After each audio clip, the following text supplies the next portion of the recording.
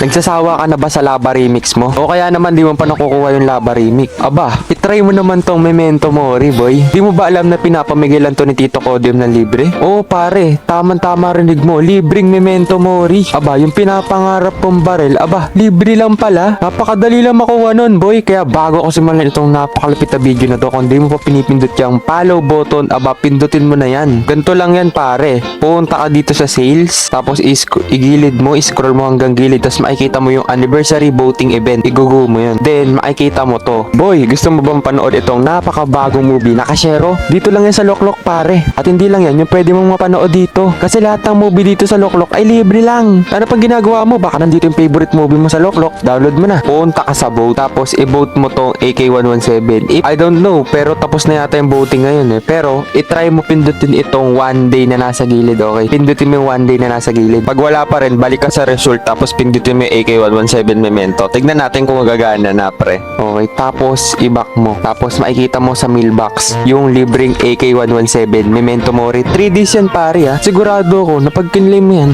lalakas na yung tutok mo. Kaya ako natulungan na naman kita sa video na to. Alam mo na pipindutin mo, boy, ha?